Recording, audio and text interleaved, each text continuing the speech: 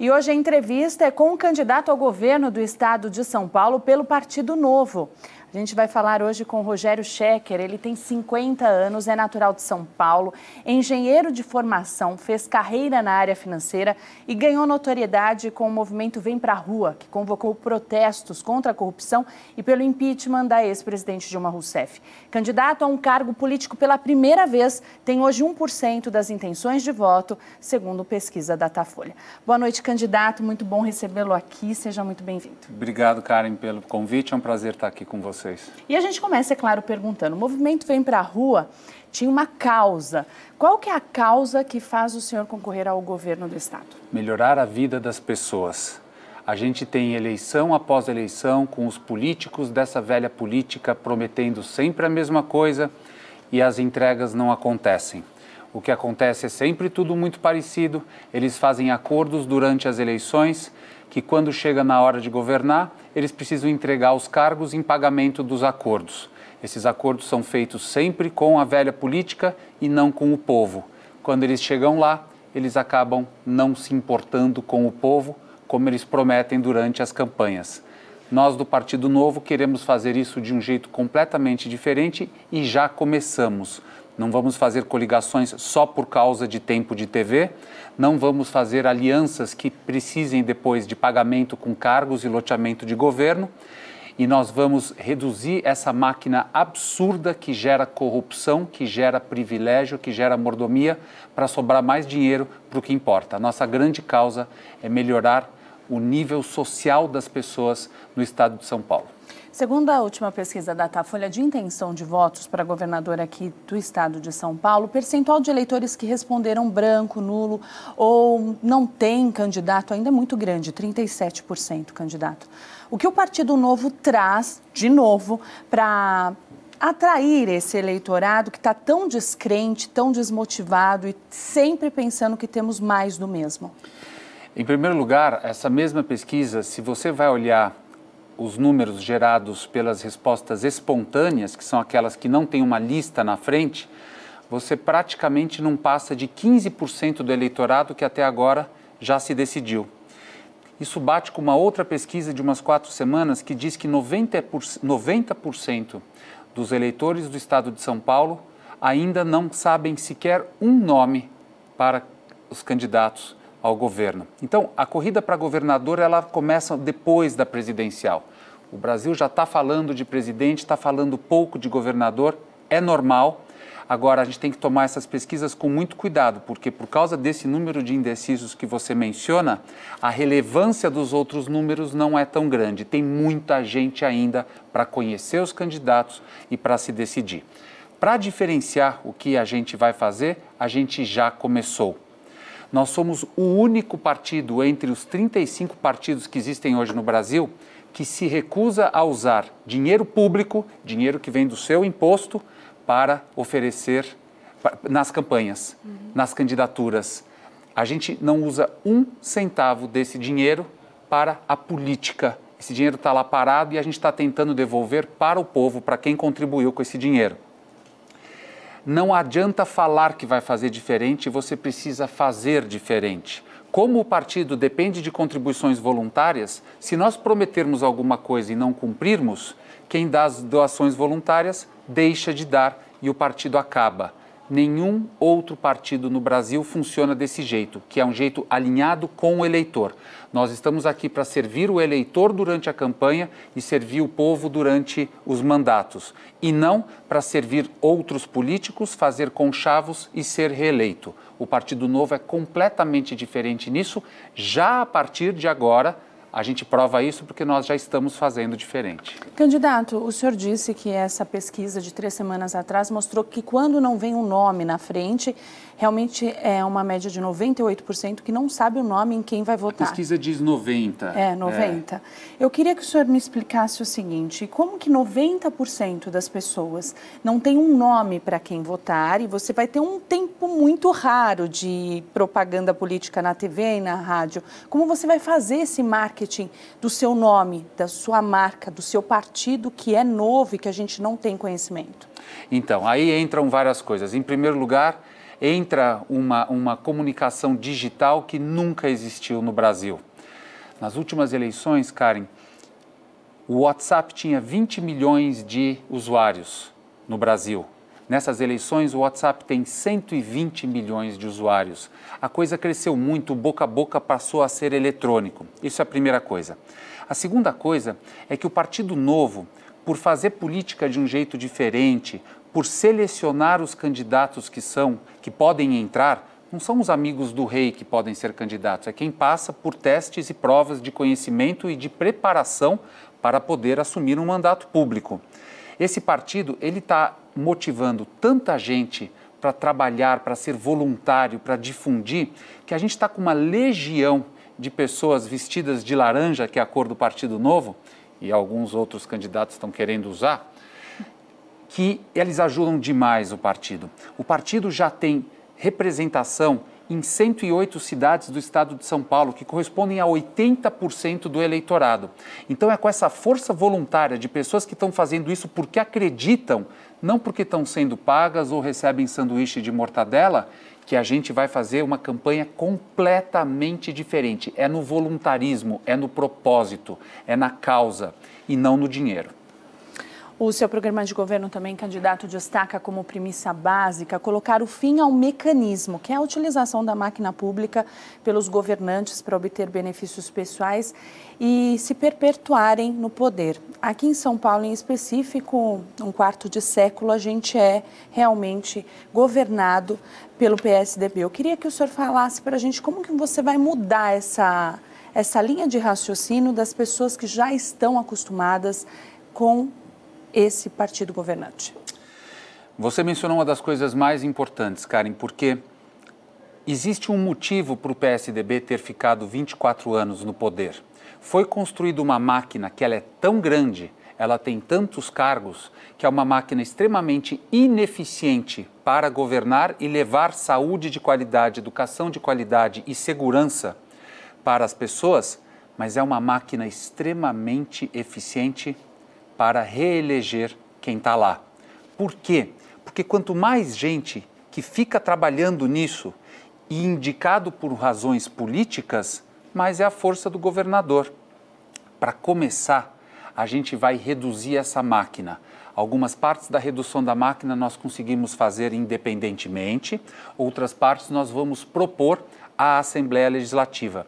É muito importante que as pessoas cobrem dos seus candidatos, quando eles fazem as promessas, quais são as promessas que eles podem cumprir sozinhos e quais são as promessas que eles dependem de outras aprovações.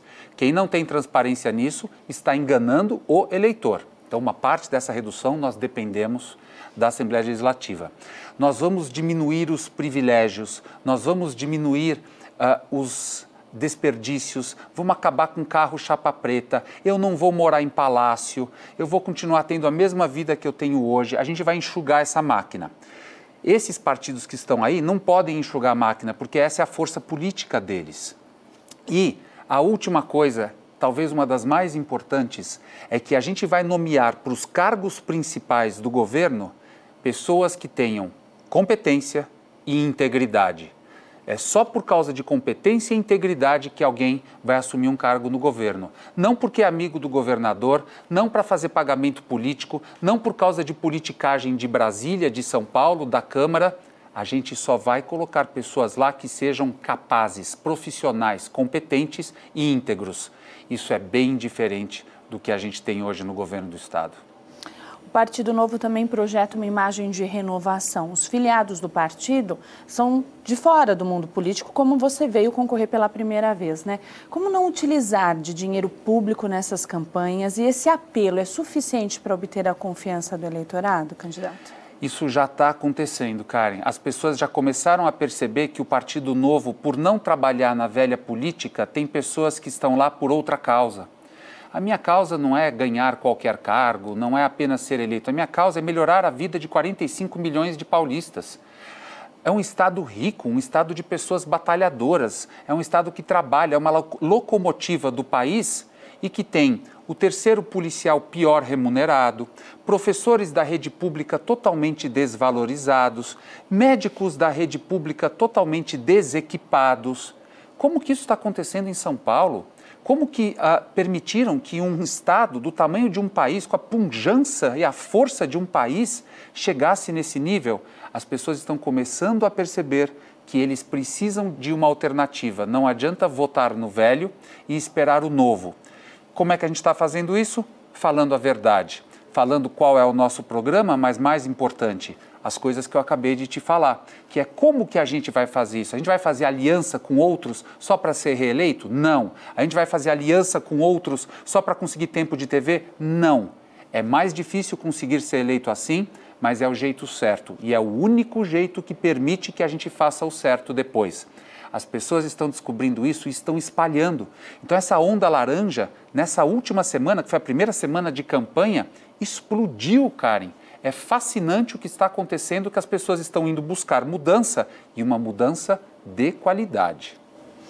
Uma das principais preocupações do brasileiro atualmente é o desemprego e o estado mais rico do Brasil tem uma taxa de desocupação de 13,6%, que foi registrada no último trimestre. Que medidas imediatas o senhor propõe no governo para melhorar essa situação se o senhor for eleito? Em primeiro lugar, a gente precisa promover, dividir com a população quais são os planos e o que vai ser feito. Essa clareza e essa transparência já faz com que empreendedores fiquem mais tranquilos com o que vai acontecer. Quando os empreendedores ficam mais tranquilos, eles ficam mais à vontade para fazerem novas contratações. Karen, quem dá emprego hoje no Brasil são médias empresas e pequenas empresas. São empresas hoje que têm uma carga tributária gigantesca, têm encargos trabalhistas gigantescos e têm consequências de contratações que não existem nos países mais desenvolvidos do mundo. Então, esse é um esforço que não vai ser feito só no governo do estado de São Paulo. É um governo que vai ser feito pelos deputados federais do Novo no Congresso em Brasília, para simplificar essa lei, simplificar a lei trabalhista, simplificar a lei e o regime tributário, para fazer com que seja mais fácil contratar. Hoje é difícil contratar, não deveria ser assim num estado como São Paulo e nem no Brasil. Mas muitas dessas questões são questões federais, que é uma outra coisa que poucos candidatos a governador falam essa verdade. Eles falam, vou criar emprego aqui, simplificando coisas que não são do escopo do estado de São Paulo nem do governador. Aqui no estado, nós vamos procurar tornar eficiente a vida do cidadão, para ele poder se locomover melhor, para ele ter melhor saúde, para ele ter melhor educação, para que ele esteja em melhores condições, inclusive de ir procurar emprego, porque o que eu estou encontrando de pessoas nas ruas que estão procurando emprego ao mesmo tempo em que estão doentes, estão com fome, estão com preocupação por causa dos filhos que não têm educação de qualidade, é uma coisa gigantesca. Então, o emprego é uma coisa que tem que ser feito em parceria com os nossos amigos do Congresso, para a gente simplificar essa legislação e ser mais fácil para empreendedores empreender. Uma última informação que pouca gente sabe. Hoje, existem 5.300.000 empresas e atrás de cada uma delas tem um empreendedor no estado de São Paulo. Se cada uma dessas empresas, muitas não são ativas, mas se cada uma dessas empresas contratasse uma ou duas pessoas, você resolve o desemprego rapidamente. Para isso, eles precisam ter o conforto de que o governo vai respeitar regras e vai trabalhar para os serviços públicos. Legal. O senhor também destaca o compromisso social no seu programa de governo e fala que o maior objetivo da sua gestão é buscar a igualdade de oportunidades. O senhor acabou de mencionar isso agora para a gente. Queria que o senhor explicasse um pouco melhor isso, porque em São Paulo a gente vê a discrepância muito visível em bairros que a gente vai. Queria que o senhor falasse para a gente como que o senhor conseguiria fazer isso. A desigualdade é gigantesca hoje. O mais importante para a gente, para o Partido Novo, Karen, é oferecer igualdade de oportunidade na largada. Não adianta nada as pessoas não conseguirem largar com uma educação de qualidade para depois lá na frente ir buscar diminuir essa distância. Fica difícil. E o que é oportunidade na largada? É ter logo no começo acesso a uma primeira infância de qualidade, creches de qualidade que são de compromisso do município, mas a gente pode fazer parcerias, e educação fundamental e média de qualidade. Não basta mais a gente colocar as pessoas nas escolas, a gente tem que colocar as pessoas nas escolas do futuro. As escolas ainda têm um professor desvalorizado que não está sendo treinado e é vítima de um sistema que não o prepara para a educação do futuro. A gente não vai ter qualidade na oportunidade das pessoas enquanto o professor não estiver bem remunerado e bem treinado. Então a gente precisa oferecer melhores carreiras para esse professor. Com melhores professores, mais equipados, mais treinados, os mesmos que estão aí, que dão a vida por isso, mas que não estão tendo o amparo do Estado, a gente consegue melhorar.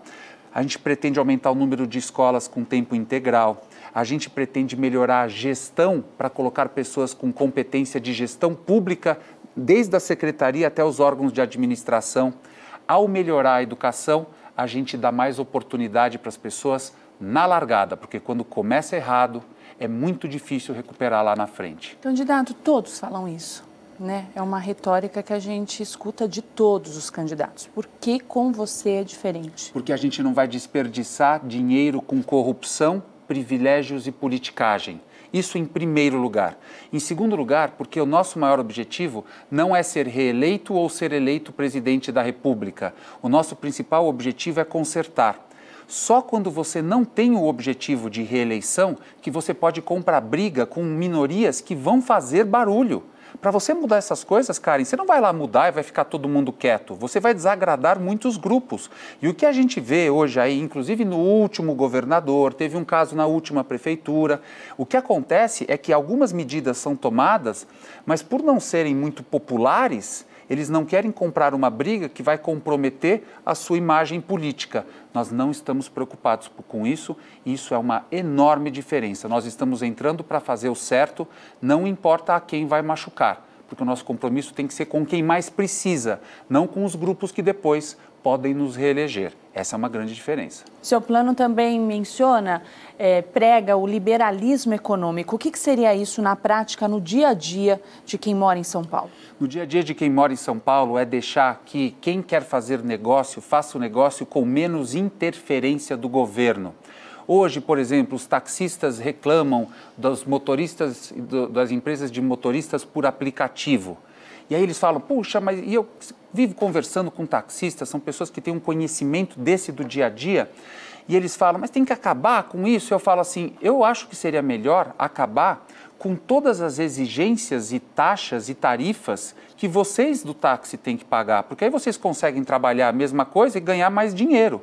Então, o liberalismo, ele prega que as pessoas tenham mais liberdade para empreender, que as pessoas não precisem ficar sendo reguladas pelo Estado nos seus negócios próprios. No dia a dia, isso significa que deveria ser mais fácil mais pessoas abrirem serviços, pode ser um comércio, pode ser uma venda de roupa, pode ser uma prestação de serviço para empresas, sem o Estado ficar lá falando o que você deve fazer, o que você não deve fazer. Isso inclui não ficar controlando todos os aspectos trabalhistas do negócio, porque atrapalha a empresa. Os Estados Unidos, que são um país onde eu vivi por muito tempo e aprendi muita coisa boa e ruim lá. É um lugar onde você não tem tanta amarra trabalhista, consequentemente, eles conseguem sair das crises muito mais rapidamente do que o Brasil e os nossos trabalhadores tentam ir para lá, passando por riscos de cruzar desertos para um país que tem muito menos direitos trabalhistas do que o nosso. A gente precisa ajustar isso e o liberalismo prega isso. Agora, aqui cabe uma observação importante e curta, Karen. A gente não defende apenas o liberalismo econômico, porque ele leva mais tempo para fazer efeito para quem mais precisa. A gente precisa construir uma ponte social para eles, para essas pessoas que hoje não têm renda, não estão com dificuldade de inserção na sociedade, às vezes por cor de pele, às vezes por gênero, às vezes por idade. Então, essa consciência social, ela precisa vir antes do efeito do liberalismo econômico aparecer. A gente não pode passar 5, 10, 15 anos esperando esse efeito acontecer e essas pessoas estão morrendo de fome e desempregadas por aí. A gente tem uma consciência social muito grande, paralela ao liberalismo. O senhor morou muitos anos fora, foram 15 anos, né, candidato? Sim. Queria que o senhor falasse o que o senhor traz de experiência boa desse convívio morando no exterior, que você pode aplicar no seu governo e o que de ruim não aconteceria e não daria certo aqui? O que eu vejo de fantástico, eu morei nos Estados Unidos, morei em vários lugares lá, numa mesma região. Eu fui lá para ficar 6 meses, acabaram me fazendo uma proposta de emprego e eu acabei ficando esses 15 anos. O que me chamou muito a atenção, Karen, e eu trouxe como modelo que acabou virando o Vem Pra Rua, é o exercício da cidadania.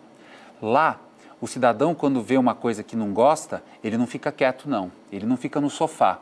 Ele junta 10 pessoas, vai para a rua e vai protestar. A imprensa cobre isso de uma forma igualitária e os políticos têm medo porque a população se manifesta.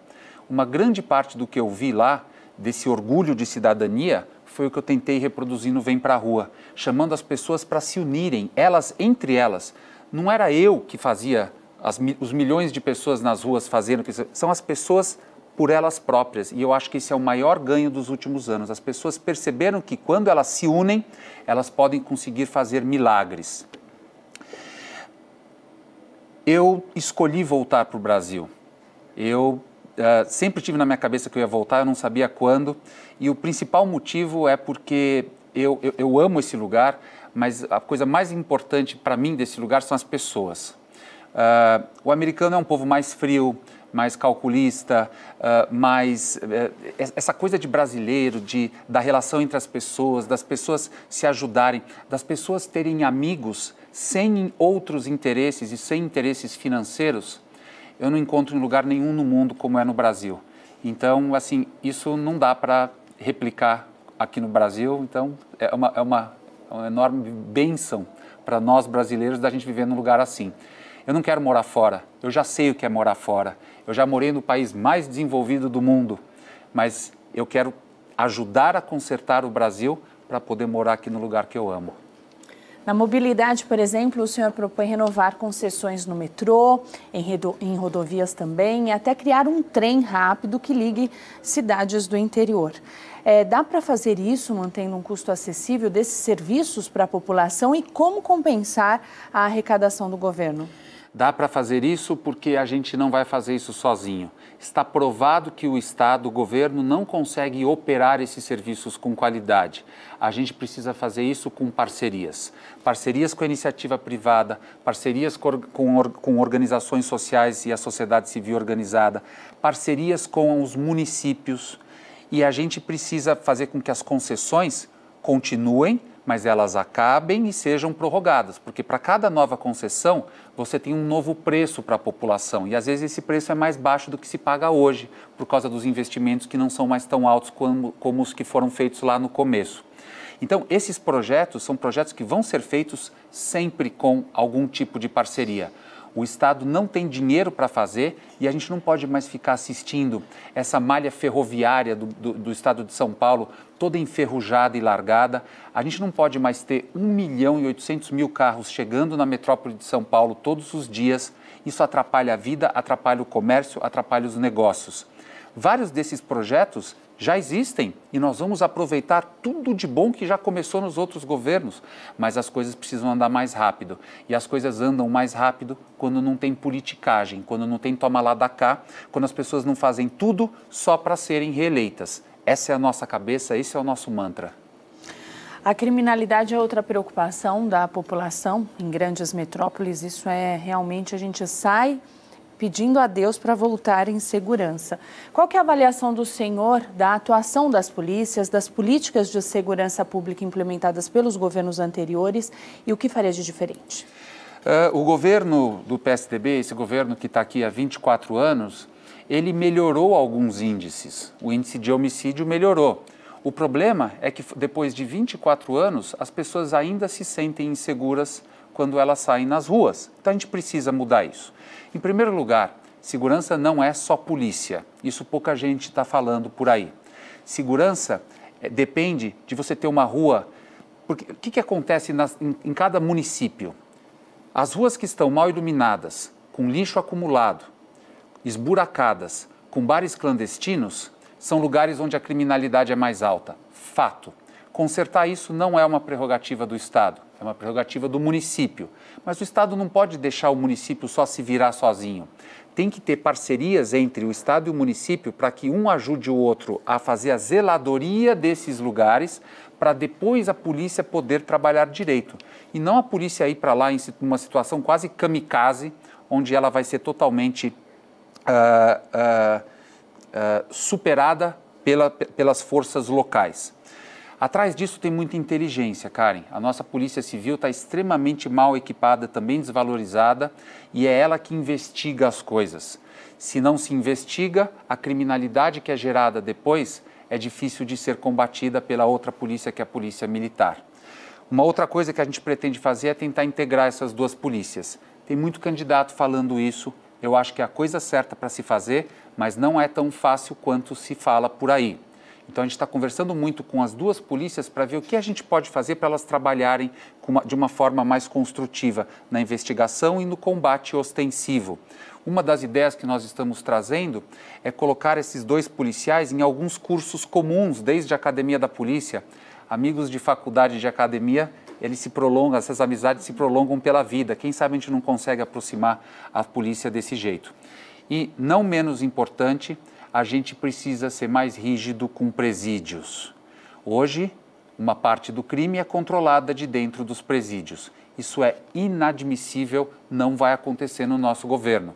Já tem presídio que faz parceria público-privada em Minas Gerais, com equipamento que não é tão caro assim, onde é impossível fazer ligação de celular lá dentro. A gente precisa trazer isso para São Paulo o mais rápido possível. O estado de São Paulo possui hoje uma população de 45 milhões de pessoas.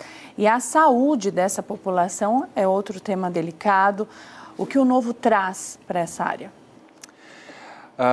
A saúde está totalmente atrasada, infelizmente, porque ela praticamente não usa tecnologia. As pessoas têm que ficar um tempão em filas, às vezes você tem gente morrendo em fila, enquanto existe uma ociosidade de leitos, às vezes até de médicos. Por quê? Porque não dá mais para fazer isso de forma manual em 2018. A gente precisa trazer um mínimo de informatização para esse sistema. Qual é o nosso plano, Karen? É trazer um médico de família e a sua equipe para atender as pessoas onde elas estão, nas suas casas. Esses médicos eles vão ficar responsáveis por uma determinada região, por uma quantidade de famílias. Eles vão fazer medicina preventiva, vacinas, vitaminas, exames de rotina, exames preventivos, orientar essas famílias a prevenir. Porque hoje, do jeito que está, não deveria se chamar Secretaria da Saúde, deveria se chamar Secretaria da Doença, porque ela só trata das pessoas quando elas ficam doentes. Então, a gente precisa levar a medicina preventiva para a casa das pessoas.